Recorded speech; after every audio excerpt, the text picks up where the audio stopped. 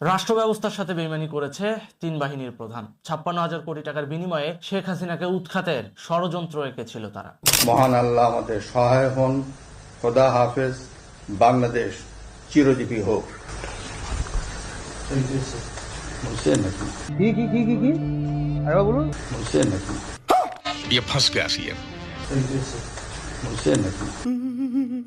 তখন আমরা স্পষ্টই বুঝতে পারছি যে রাষ্ট্রপতিকে বন্দুকের নলের সামনে দাঁড় করায় স্টেটমেন্ট দিতে বাধ্য করা হয়েছে যে সংসদ বিলুপ্ত এবং অন্তর্বর্তীকালীন সরকার গঠন করা হবে। এই যে রাষ্ট্রপতিকে বন্দুকের নলের উপর দাঁড়ায় যদি এরা স্টেটমেন্ট দেওয়া হইতে পারে, তাহলে ওই সময় ফোনগুলা কি সিজ করে রাখতে পারে না? হয়তো সেরকমই কোনো কাজ হয়েছে যেটা গণভবন এবং বঙ্গভবনের সাথে দূরত্ব তৈরি করার জন্য একটা মেটাকুলাসলি ডিজাইন করা প্ল্যানের অংশ ছিল। এখন যখন হোয়াইট হাউসে এই সমস্ত বিষয় নিয়ে আলোচনা হচ্ছে, যখন ভারত এবং আমেরিকা মিলে এই সমস্ত পরিস্থিতিকে পর্যালোচনা করছে এবং গোয়েন্দা ভিত্তিতে এগুলার তদন্ত করতেছে, যাচাই করতেছে, তখন তিন বাহিনীর প্রধান কি করে? রাষ্ট্রপতির উপর দোষ চাপায় দিয়া তারা বাঁচার চেষ্টা করে। কিন্তু রাশিয়ান গোয়েন্দা সংস্থার কাছে তো ওই যে 56,000 কোটি টাকা যে লেনদেন হয়েছে সেইটার রিপোর্ট আছে। তো রাশিয়ান গোয়েন্দা সংস্থা কিন্তু সেটা নিয়ে হোয়াইট হাউসে কিন্তু কথা বলতেছে, কারণ আপনারা জানেন যে যখন বাইডেন প্রশাসন ছিল তখন রাশিয়ার সাথে আমেরিকার খারাপ সম্পর্ক ছিল। এখন কিন্তু ট্রাম্প প্রশাসন আমেরিকার ক্ষমতা গ্রহণ করেছে। ট্রাম্প এবং রাশিয়া ঐক্যবদ্ধভাবে এখন বিশ্ব শান্তি প্রতিষ্ঠায় কাজ করতেছে। কেন? কারণ ট্রাম্পকে ইন্ডিয়া এবং রাশিয়ার সর্বোত্তম বন্ধু হিসেবে ধরা হয়। যখন আমেরিকার প্রেসিডেন্ট রাশিয়া এবং ইন্ডিয়ার বন্ধু হিসেবে দক্ষিণ এশিয়ায় কার্যক্রম পরিচালনা করবে, তখন স্বভাবতই অশান্তি থাকবে না। এবং তারই অংশ হিসেবে রাশিয়ান গোয়েন্দা সংস্থা এই 56,000 কোটি টাকা ট্রানজেকশনের যে হিসাব, সেটা কিন্তু আমেরিকান হোয়াইট হাউসে ট্রাম্প প্রশাসনের যে গোয়েন্দা দপ্তর সেখানে দাখিল। প্রধান 56,000 কোটি টাকার বিনিময়ে শেখ হাসিনাকে উৎখাতের ষড়যন্ত্র এঁকেছিল তারা। এর আগে একটা ভিডিও বানিয়েছিলাম 5ই আগস্টের সময়, যে শেখ হাসিনাকে কিভাবে মারার পরিকল্পনা ছিল। সেই ভিডিওটা ইতিমধ্যে সোশ্যাল মিডিয়ার বদৌলতে আপনারা দেখেছেন। এই মুহূর্তে এসে আমি আপনাদেরকে যে তথ্যটা দিব সেটা হচ্ছে 4ই আগস্ট 2024 সাল। 4ই আগস্টে কি হয়েছিল প্রধানমন্ত্রী শেখ হাসিনার সাথে? কি হয়েছিল ওই দিন গণভবনে যে তিন বাহিনীর প্রধান রাষ্ট্র ব্যবস্থার সাথে বেইমানি করে আন্দোলনকারীদেরকে সহযোগিতা করেছে পুলিশ হত্যার ব্যাপারে? আজকের কথা হবে সেটা নিয়ে। এই যে বাংলাদেশে এত এত পুলিশ মারা গেল, আইন শৃঙ্খলাকে ভেঙে দেওয়া হলো, তার পেছনে 56,000 কোটি টাকার ট্রানজেকশন হয়েছে। এই 56,000 কোটি টাকা তিন বাহিনীর প্রধান ভাগ বাটোয়ারা করে নিয়েছে, যেটা ইতিমধ্যে রাশিয়ান গোয়েন্দা সংস্থা এসভিআর এর গোয়েন্দা তথ্যে উঠে এসেছে। চলেন আজকে আমরা সেটাই পড়ে শোনাবো আপনাদের। আমার ফোনে তথ্যটা এসেছে গতকালকে, আমি ব্যস্ততার কারণে ওটা পড়তে পারিনি। আজকে সকালবেলা উঠে আমি তথ্যটা পড়েছি। পড়ার পর মনে হলো যে আপনাদের সাথে বিষয়টা শেয়ার করা দরকার, তাই প্রত্যেকটা বিষয় আমি আপনাদের পড়ে শোনাবো। ইটস রিভিউ বলতে পারেন। সেটা হচ্ছে সকাল 12টা 30 মিনিট, সময়টা তখন 4 আগস্ট 2024। আমরা আলোচনায়, স্টেটমেন্টটা কার আমি পরে বলছি। হঠাৎ টেলিফোনে ফোন আসলো রাশিয়া থেকে। ফোনে তখন কথা বলছেন প্রধানমন্ত্রী শেখ হাসিনা। কথা শেষ হতে না হতেই গণভবনে উপস্থিত তিন বাহিনীর প্রধান, অর্থাৎ তিন বাহিনীর সেই বেইমান তিনজন, যারা 56,000 কোটি টাকার বিনিময়ে শেখ হাসিনাকে ক্ষমতাচ্যুত করার কন্ট্রাক্টটা নিয়েছিল। কথা শেষ না হতেই গণভবনে উপস্থিত তিন বাহিনীর প্রধান। কথা ছিল দুপুরে লাঞ্চ করব সবাই একসাথে। এরই মধ্যে খবর আসলো আন্দোলনের ভয়াবহতা নিয়ে। আন্দোলন তখন তীব্র আকার ধারণ করেছে। আমাদের মিটিং চলমান। আবার ফোনে কল আসলো ভারতের নিরাপত্তা বাহিনীর প্রধান অজিত দেওয়ালের। ফোনে কথা বলতে বলতে 32 মিনিট সময় পার হয়ে গেল। সেনাবাহিনী জানালো পরিস্থিতি কোনো সমস্যা নাই, রাশিয়া জানালো পরিস্থিতি ভালো নয়, সাবধান অবলম্বন করুন। অর্থাৎ একদিকে সেনাবাহিনী বলতেছে যে পরিস্থিতি মোটামুটি ভালো আছে ম্যাডাম, আমরা আন্দোলনকারীদেরকে ঠিকঠাক করে ফেলতে পারবো। জুলাই আন্দোলন তখন চলমান তুঙ্গে। দেখেন, একটা রাষ্ট্রপ্রধান কিন্তু তার তথ্য এবং সমাজের যে খবরাখবর কিংবা রাষ্ট্রের যে খবরাখবর সেগুলো নেয় কাদের মাধ্যমে? রাষ্ট্রীয় গোয়েন্দা সংস্থার মাধ্যমে, সেনাবাহিনীর মাধ্যমে, তিন বাহিনীর প্রধানের যে গোয়েন্দা দপ্তরগুলো রয়েছে তাদের মাধ্যমে, ইভেন পুলিশ বাহিনীর যে গোয়েন্দা দপ্তর আছে তাদের মাধ্যমেই নেয়। কিন্তু তখন পুলিশ বাহিনী যখন মাঠে লড়াই করছে, ঠিক ওই সময় দ্বিতীয় সর্বোচ্চ পর্যায় থেকে কিন্তু সেনাবাহিনীর মাধ্যমে তিনি খবরটা নেবেন, এটাই স্বাভাবিক নিয়ম।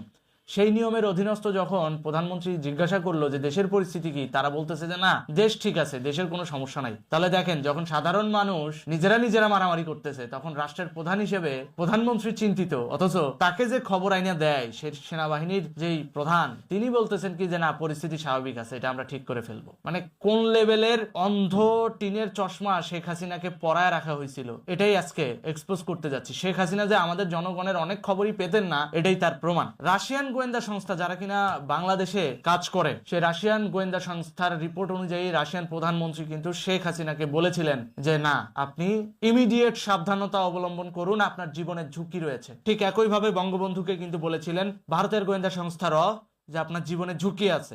বঙ্গবন্ধু কিন্তু ওই সময় বিশ্বাস করেনি, বলছে আমার দেশের জনতা আমাদেরকে মারবে। ঠিক একইভাবে প্রধানমন্ত্রীকেও কিন্তু সাবধান করা হয়েছিল 5ই আগস্টের পূর্বে। এই বিষয়টাই হচ্ছে তার প্রমাণ। এখন কথা হচ্ছে প্রধানমন্ত্রী তখন পড়ে গেলেন কনফিউশনে, আমি আমার নিজের সেনাবাহিনীর প্রধানের কথা বিশ্বাস করব নাকি আমি বিশ্বাস করব বাহিরের গোয়েন্দা সংস্থার কথা। কারণ সে একজন প্রধানমন্ত্রী, তার কাছে সব দেশের গোয়েন্দা সংস্থার রিপোর্টই কিন্তু থাকে, আন্তর্জাতিক লিডার হিসাবেও পায়, একই সাথে কাঠামোগতভাবে তার কিন্তু প্রধানমন্ত্রী হিসাবে কিন্তু একটা নির্বাহী ক্ষমতা রয়েছে। সেই ক্ষমতার অধীনে কিন্তু সেনাবাহিনীরাও পড়ে, তাদের মাধ্যমেও খবর পায়। তো যখন দুই দিক থেকে দুই ধরনের তথ্য আসে, প্রধানমন্ত্রী কিন্তু কনফিউজ। এখন পরিস্থিতিটা এমন পর্যায়ে চলে আসলো, কে কাউকে বিশ্বাস করবে সেই পথ খুঁজে পাচ্ছিলাম না। ঘরের লোক যখন শীত কাটে, বাইরের লোকের পক্ষে মার্ডার করা তখন খুব সহজ বিষয়। আমাদের মিটিং 2 ঘন্টা হতে চললো, ফোন আসলো দিল্লির হায়দ্রাবাদ হাউস থেকে। মোদিজি জানালো আপনাকে আমরা নিয়ে আসব, আপনার প্রাণের ঝুঁকি আছে। প্রধানমন্ত্রী জানালো না, আমি আমার দেশ ছেড়ে যাব না, মরণ হলে মরবো, মরলে বাবার কবরের কাছেই যেন আমার দাফন করা হয়। দেখেন প্রধানমন্ত্রীর দরকার কি, সেফ এক্সিট নেওয়া, তাই তো? কিন্তু তিনি কিন্তু রাজি হন নাই। তিনি কি বলছেন যে না, মরলে আমরা বাংলাদেশেই মরবো। কিন্তু পরবর্তীতে তাকে বোঝানো হয়। কিভাবে বোঝানো হয় খেয়াল করে দেখেন। প্রধানমন্ত্রী নরেন্দ্র মোদী, মানে ভারতের প্রধানমন্ত্রী নরেন্দ্র মোদী জানালো আপনাকে আমরা নিয়ে আসব, আপনার প্রাণের ঝুঁকি আছে। প্রধানমন্ত্রী না স্বীকার করলো। 2 বোনকে এক করা হলো মিটিং এ, 3 ঘন্টা চলমান তখন মিটিং। 3 বাহিনীকে বিদায় দিয়ে দেওয়া হলো, কথা হলো সম্পূর্ণ নিরাপত্তা তারা দেবেন। কিন্তু রাতেই ভোল পাল্টে গেল। রাষ্ট্রপতি শাহাবুদ্দিন চুপ্পুকে ফোন দিতে শুরু করলো প্রধানমন্ত্রী, একে একে ফোন দিল 23 বার, ফোন রিসিভ করে নাই তিনি। এদিকে সময় খুব কম, প্রেসিডেন্ট তো ফোন রিসিভ করেই না। সামরিক সচিবকে যখন পাঠানো হলো প্রেসিডেন্টের বাসভবনে, তখন তাকে ঢুকতে দেয়নি। বিপদে যে কেউ পাশে থাকে না, এটাই তার প্রমাণ। 123 বার আবার ফোন দেওয়া হয়েছিল, ফোন রিসিভ হয় নাই। মিটিং তখন 7 ঘন্টা চলমান। ফোন করা হলো শাহাবুদ্দিন চুপ্পুর স্ত্রীকেও, সেও ফোন রিসিভ করে না। প্রধানমন্ত্রী হতবাক, কি করবেন? আলোচনায় কেউ নেই, যারা ছিল আগেই পালিয়েছে। এদিকে 3 বাহিনীর মিথ্যে বানোয়াট গল্প, তাদের কথাবার্তার ধরন দেখেই বোঝা যায়। টাকা বাটোয়ারা নিয়ে ব্যস্ত, তাদের কথাবার্তার উপরই বোঝা যাচ্ছে বিষয়টা খুবই বিপজ্জনক। কি করবেন? আলোচনায় কেউ নেই। কোনো আশা না পেয়ে ভারতে ফোন করলেন তিনি, অর্থাৎ প্রধানমন্ত্রী কোনো আশা না পেয়ে পরবর্তীতে আবার ভারতে ফোন দিলেন। পরবর্তীতে সিদ্ধান্ত হলো যে নিরাপত্তা চেয়ে এক দেশের সেনাবাহিনী আরেক দেশের সেনাবাহিনী প্রধানের কাছে ফোন করবেন। এই জায়গায় আবার আছে, দাপ্তরিক ল আছে যে এক দেশের সেনাবাহিনী দাপ্তরিক কাজে আরেক দেশের সেনাবাহিনীর সঙ্গে ফোনে কথা বলতে পারে। তো তিনি কি করলেন, ওই দেশের সেনাবাহিনীর প্রধান হয়ে বাংলাদেশের সেনাবাহিনীর প্রধানের কাছে শেখ হাসিনার নিরাপত্তা চাইলেন। দুইজনের মধ্যে এই কথা হয়েছিল যে শেখ হাসিনাকে নিরাপত্তার স্বার্থে স্থানান্তরিত করা হবে এবং একই সাথে বিষয়টি গোপন রাখা হবে। কিন্তু সেনাবাহিনী প্রধান সেটা করতে ব্যর্থ হন। পরবর্তীতে সেটা কিন্তু মিডিয়ার সামনে আসিফ নজরুলের যে স্পাই ছিল গণভবনে, সে কিন্তু সেটা ফাঁস করে দেয়। আচ্ছা, মিটিং তখন 11 ঘন্টা চলমান। খবর আসলো পুলিশকে গুলি ছুটছে সেনাবাহিনী। তখন বুঝতে বাকি থাকলো না যে পুরোটাই ভোল পাল্টিয়েছে তারা আমাদের সঙ্গে। মতামত পাল্টাতে হলো প্রধানমন্ত্রীকে, বাধ্য হলেন নিরাপত্তার স্বার্থে দেশ ছাড়তে। কাউকেই ফোনে পাচ্ছেন না। দিল্লি থেকে মোট কল আসলো 123 বার। প্রধানমন্ত্রীকে মারার পরিকল্পনা করছে বৈষম্য বিরোধী ছাত্র ও সেনাবাহিনী। এই জন্য পুলিশকে গুলি করে মাঠ ফাঁকা করছেন তারা। হঠাৎ পরিবর্তন, জানানো হলো থাকবো না আর দেশে। মানুষ যখন আমার বিপক্ষে এত কিছু করে যখন কিছুই পেলাম না, থাকলাম না এই দেশে, নিরাপত্তার স্বার্থে তিনি চলে যাবেন বলে সিদ্ধান্ত নিলেন। ছেলে ও মায়ের ফোনে সিদ্ধান্ত একমত করা হলো। উঠে পড়লো বিমানে। 3 বাহিনী জানালো কেউ কিছুই জানবে না, তারাই শেষে ভিডিও ছেড়ে দিল। তাহলে কি বোঝা যায়? 3 বাহিনীর মধ্যে টাকা বাটোয়ারা হলো 56,000 কোটি টাকা। সব কিছুর হিসাব দিতে হবে। এটা তো পরবর্তীতে একটা ফিউচারে কি হবে এটা সময়ের উপরই ডিপেন্ড করবে। এই যে 56 কোটি টাকা বাংলাদেশকে বিপদে ফেলে তারা ট্রানজাকশন করলো, বাংলাদেশের প্রধানমন্ত্রীকে উৎখাত করলো, এই টাকার হিসাব তো অবশ্যই তাদেরকে দিতে হবে। একই সাথে যেটা করতে হবে সেটা হচ্ছে এই রকম ঘুষখোর লোক যেন রেপুটেটেড এই সমস্ত বাহিনীর মধ্যে কখনো ঢুকতে না পারে, এই ব্যাপারে সচেতন থাকতে হবে। একই সাথে বাংলাদেশের ফাইন্যান্সিয়াল ইন্টেলিজেন্স ব্যুরোকেও শক্তিশালী করতে হবে, যাতে ভবিষ্যতে এই ধরনের ঘটনা ঘটার আগেই তারা যেন ইনফরমেশন পায়। তো এই ভিডিওটা তৈরি করার উদ্দেশ্য একটাই ছিল যে দেখেন, বিপদে পড়লে অনেক সময় কেউই পাশে থাকে না, কিন্তু বিপদে পড়লে পরে কারা? আপনার আমার মতো সাধারণ জনগণ। আজকে দেশে অভিভাবক নাই, দেশে লিডার নাই, আমরা কি করতেছি? বেশি দামে জিনিসপত্র কিনে খাচ্ছি। এই সেনাবাহিনীর মেটিকুলাস ডিজাইন করা প্ল্যানের অংশ হিসেবে নিজেরা শোষিত হচ্ছি। এন্ড বলতে পারেন রাজনৈতিক দলও তো দুর্নীতি করতো।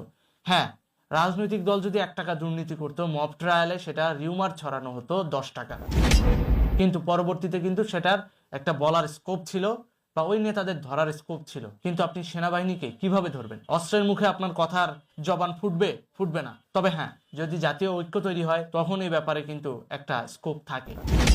সেদিন গণভবনে কি হয়েছিল? শেখ হাসিনাকে উৎখাত করার জন্য 3 বাহিনীর প্রধান এই যে 56,000 কোটি টাকা ট্রানজাকশন করলো, ভাগ বাটোয়ারা করে নিয়ে নিল এবং বাংলাদেশকে একটা অন্ধকারের দিকে ধাবিত করলো শুধুমাত্র অর্থনৈতিক লাভের জন্য। এইটার কারণে পুরো দেশবাসী এখন সাফার করতেছে। তাদের এই বেইমানির কারণে পুরো দেশ আজকে বিপদে। যখন এই বিষয়টা নিয়ে হোয়াইট হাউসে কথা হচ্ছে, আমেরিকার গোয়েন্দা প্রধান, ভারতের নিরাপত্তা প্রধান এবং ভারতের পররাষ্ট্রমন্ত্রী মিলে যখন মিটিং করতেছে, ঠিক তখনই এই বিষয়গুলোতে রাষ্ট্রপতির ভূমিকা নিয়ে প্রশ্ন ওঠে। রাষ্ট্রপতি এই যে ফোন রিসিভ করলেন না, কেন করলেন না? এমনও হতে পারে ওই সময় তারা এই বিষয়টা মেটাকুলাসলি যেহেতু ডিজাইন করা, তাহলে সেখানে অবশ্যই রাষ্ট্রপতিরও একটা ভূমিকা আছে, তারা সেটা আগে থেকেই জানতো। আর এই কারণেই যখন প্রধানমন্ত্রী রাষ্ট্রপতিকে ফোন করবে, তার আগেই রাষ্ট্রপতিকে যে বন্দুকের নলের উপরে রাখে নাই তার কি গ্যারান্টি আছে? কারণ দেখেন, রাষ্ট্রপতি ফোন ধরতেছে না, রাষ্ট্রপতির স্ত্রীও ফোন ধরতেছে না শেখ হাসিনার ওই বিপদের সময়। তখন স্বভাবতই একটা খটকা জাগে, কি ব্যাপার, রাষ্ট্রপতি কেন ফোন ধরতেছে না? যখন শেখ হাসিনা চলে গেল, যাওয়ার পরে যখন রাষ্ট্রপতি এই যে সংসদ বিলুপ্ত করে দিল, দেওয়ার পর কিন্তু পিছন ফিরে তাকায় 3 বাহিনীর প্রধানরা বলতেছেন, কি ঠিক আছে? এইভাবে বললে ঠিক আছে, হবে তো? মহান আল্লাহ আমাদের সহায় হন। খোদা হাফেজ। বাংলাদেশ চিরজীবী হোক। বুঝছেন নাকি? কি আরেকবার বলুন। বুঝছেন নাকি? ये फंस गया सी है। বুঝছেন নাকি? তখন আমরা স্পষ্টই বুঝতে পারছি যে রাষ্ট্রপতিকে বন্দুকের নলের সামনে দাঁড় করায় স্টেটমেন্ট দিতে বাধ্য করা হয়েছে যে সংসদ বিলুপ্ত এবং অন্তর্বর্তীকালীন সরকার গঠন করা হবে। এই যে রাষ্ট্রপতিকে বন্দুকের নলের উপর দাঁড়ায় যদি এরা স্টেটমেন্ট দেওয়া হইতে পারে, তাহলে ওই সময় ফোনগুলা কি সিজ করে রাখতে পারে না? হয়তো সেরকমই কোনো কাজ হয়েছে যেটা গণভবন এবং বঙ্গভবনের সাথে দূরত্ব তৈরি করার জন্য একটা মেটাকুলাসলি ডিজাইন করা প্ল্যানের অংশ ছিল। এখন যখন হোয়াইট হাউসে এই সমস্ত বিষয় নিয়ে আলোচনা হচ্ছে, যখন ভারত এবং আমেরিকা মিলে এই সমস্ত পরিস্থিতিকে পর্যালোচনা করছে এবং গোয়েন্দা ভিত্তিতে এগুলার তদন্ত করতেছে, যাচাই করতেছে, তখন 3 বাহিনীর প্রধান কি করে? রাষ্ট্রপতির উপর দোষ চাপায় দিয়া তারা বাঁচার চেষ্টা করে। কিন্তু রাশিয়ান গোয়েন্দা সংস্থার কাছে তো ওই যে 56,000 কোটি টাকা যে লেনদেন হয়েছে সেইটার রিপোর্ট আছে। তো রাশিয়ান গোয়েন্দা সংস্থা কিন্তু সেটা নিয়ে হোয়াইট হাউসে কিন্তু কথা বলতেছে। কারণ আপনারা জানেন যে যখন বাইডেন প্রশাসন ছিল তখন রাশিয়ার সাথে আমেরিকার খারাপ সম্পর্ক ছিল। এখন কিন্তু ট্রাম্প প্রশাসন আমেরিকার ক্ষমতা গ্রহণ করেছে। ট্রাম্প এবং রাশিয়া ঐক্যবদ্ধভাবে এখন বিশ্ব শান্তি প্রতিষ্ঠায় কাজ করতেছে। কেন? কারণ ট্রাম্পকে ইন্ডিয়া এবং রাশিয়ার সর্বোত্তম বন্ধু হিসেবে ধরা হয়। যখন আমেরিকার প্রেসিডেন্ট রাশিয়া এবং ইন্ডিয়ার বন্ধু হিসেবে দক্ষিণ এশিয়ায় কার্যক্রম পরিচালনা করবে, তখন স্বভাবতই অশান্তি থাকবে না।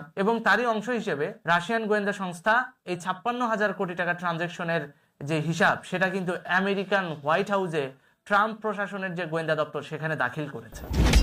ইতিমধ্যে সেটা নিয়ে যখন তদন্ত হচ্ছে, তখন রাষ্ট্রপতির ভূমিকা নিয়ে প্রশ্ন আসে। যখনই রাষ্ট্রপতির ভূমিকা নিয়ে প্রশ্ন আসছে, তখন রাষ্ট্রপতি তো চিপায়, কারণ তার ইমেজ নিয়েও টানাটানি পড়ে যাবে। তখন রাষ্ট্রপতি কি করলো? ইমিডিয়েট ঘোষণা দিয়ে দিল কি, যে খুব শীঘ্রই রাষ্ট্রপতির নির্বাহী আদেশে সবকিছু চেঞ্জ হতে যাচ্ছে। আর এই বিষয়টাকেই নিউজ করে বসলো আমাদের জনকণ্ঠ।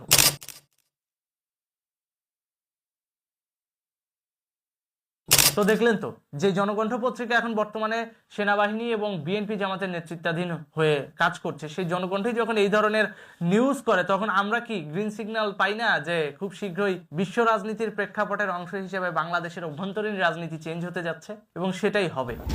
খুব শীঘ্রই এই যে 3 বাহিনীর প্রধান, এরা হয় শেখ হাসিনা রিজিমে চলে আসবে, আদারওয়াইজ রাষ্ট্রপতির আদেশক্রমে এদেরকে চেঞ্জ করা হবে। দুইটার যে কোনো একটা ঘটবে। আর এইটা ঘটাইতে যায় দেখবেন যে রাষ্ট্রপতির সাথে সেনাবাহিনীর প্রধানের কনফ্লিক্ট লাগলেও লাগতে পারে। আর এই সুযোগে একটা সেনা শাসন আসলেও আসতে পারে, মানে ওই যে জোর করে ক্ষমতা দখলের যে প্রক্রিয়াটা, যদিও সংবিধান অনুযায়ী সেনা শাসনও অবৈধ। তো যদি এটা আসে, তাহলে দেশ আবার পুনর্গঠন করতে দেখবেন যে আন্তর্জাতিক চাপ এবং জাতিসংঘ থেকে শান্তিরক্ষা মিশন পাঠিয়ে বাংলাদেশ সেনাবাহিনীর সাথে তখন দেখবেন আমেরিকান গোয়েন্দা সংস্থা এবং শান্তিরক্ষা বাহিনীর কনফ্লিক্ট লেগে যাবে। তখন একটা বাহিনীর বিরুদ্ধে চলে যাবে পুরো বিশ্বের যারা শান্তিকামী বাহিনী রয়েছে, জাতিসংঘের শান্তিরক্ষী বাহিনী, তারা। তো তখন স্বভাবতই রক্তপাত এড়াতে ওই সেনা শাসক হয় নির্বাচন দিবে, আর না হলে সংবিধান বলবৎ রাখতে শেখ হাসিনাকে প্রত্যাবর্তন করাবে।